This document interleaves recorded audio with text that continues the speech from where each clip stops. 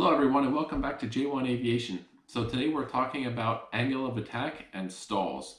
So the angle of attack is the angle between the relative wind coming into the wing and the chord line of the wing. So what's the chord line of the wing, you might ask? It's a straight line between the leading edge of the wing and the trailing edge of the wing. So then why is that important with stalls? Well, for any configuration, the aircraft will always stall at the same angle of attack. The angle of attack which it always stalls at is called the critical angle of attack.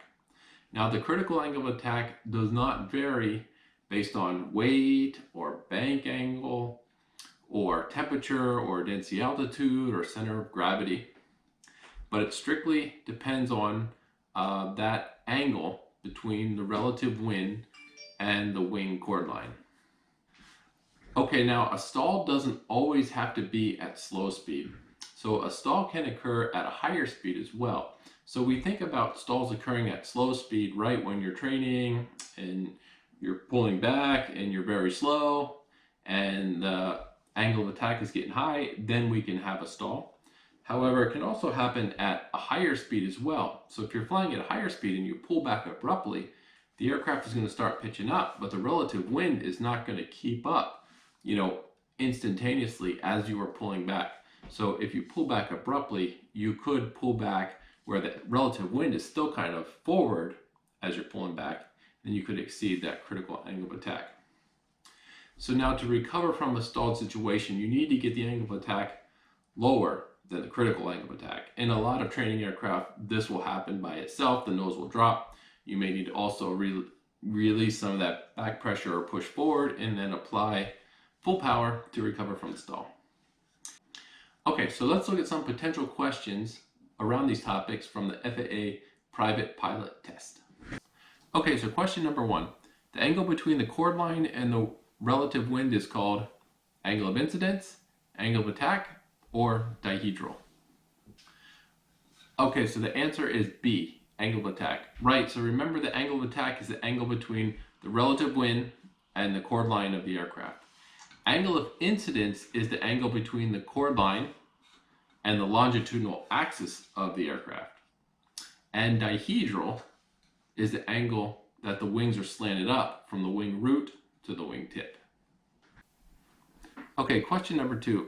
The angle of attack at which an airplane wing stalls will A, increase if the CG is moved forward, or change with an increase in gross weight, or C, remain the same regardless of gross weight? So the answer is C, remain the same regardless of gross weight. Remember, a particular aircraft wing will always stall at the same angle of attack. It doesn't matter weight, bank angle, temperature, density altitude, or center of gravity.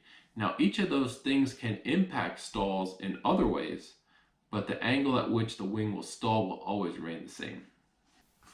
Okay, question number 3, the last one for today. As altitude increases, the indicated airspeed at which a given airplane stalls at in a particular configuration will decrease as the true airspeed decreases, decrease as the true airspeed increases, or remain the same regardless of altitude. Okay, the answer is C, remain the same regardless of altitude.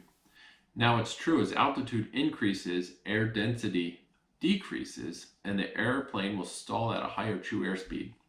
However, the airspeed indicator cannot detect this change in density altitude, so it will stall in a particular configuration at the same indicated airspeed regardless of altitude. So thanks everyone for riding along with us today. Now, if you are connecting to another J1 Aviation flight, your connecting flight information will be here on the screen. If not, thanks and have a great day.